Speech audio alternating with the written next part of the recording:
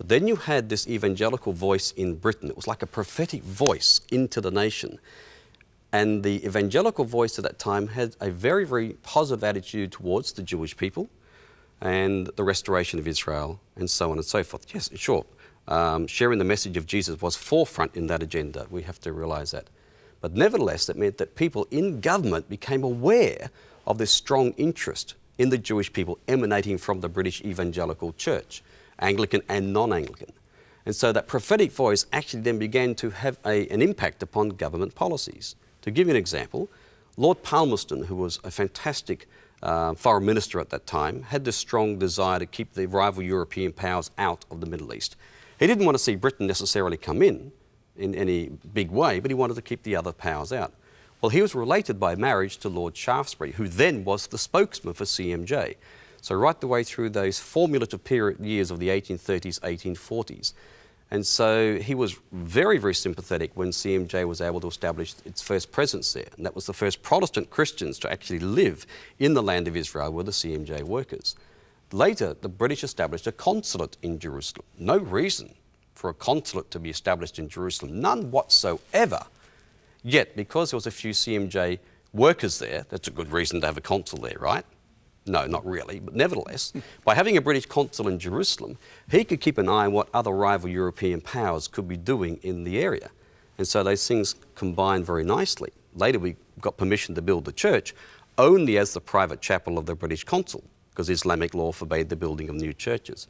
But what's so interesting, Jim, is that at that time when the British established that first consulate in Jerusalem, the first European representative in Jerusalem, they gave instructions to the first consul, who happened to be a member of the CMJ before he went out. They gave him instructions to grant protection to the Jewish people. So the very beginning of Britain's diplomatic interest in Jerusalem was actually to be a protector to the Jewish people. Now, where did the British government get that idea from? From CMJ. CMJ and other evangelicals in Britain at the time. It's interesting, evangelicals are still some of Israel's best friends. We've only got a few minutes left. There were a number of practical things that CMJ did in terms of social justice, and one of them was the establishing of a very vital hospital. Tell us a bit about that. Well, when they got to Jerusalem, first of all, it's obvious the Jewish community, which was very orthodox, didn't want to have anything to do with an organisation like CMJ that wanted to present Jesus as their Messiah. So how are you going to have contact with a community like that? So CMJ then brought in the first Western doctor and in time established the first Western and modern hospital. And even though the rabbis would issue excommunications against their people going there, yet nevertheless quite a few Jewish people did go to the hospital, and that provoked a reaction because the rabbis now began to lose some authority because they were saying no, no, no, and suddenly some people said yes, yes, yes. Well, what are they going to do? And so as a result of that, Sir Moses Montefiore and then later the Rothschild family from Paris, they began to send Jewish representatives to Jerusalem, doctors, and later to establish their own hospitals in order to counteract the role of the CMJ hospital. But nevertheless, many Jewish people continued to come to our hospital inside the old city, and then later we established a new hospital on Prophet Street inside what is now Prophet Street in the new city. And it's very ironical that in 1948, when the Jewish community of Jerusalem lost its main hospital on Mount Scopus, couldn't use it anymore, CMJ offered free of charge our hospital, the Mission Hospital, to the Jewish community, and it became the main hospital in Jerusalem. And most of the people who were wounded in those months of the War of 1948 were actually brought to the CMJ Mission Hospital. And now it's the Anglican school, and I have a personal connection because my son Jess is the chaplain there, as well as on staff at Christ Church. About 2 minutes left, Kelvin.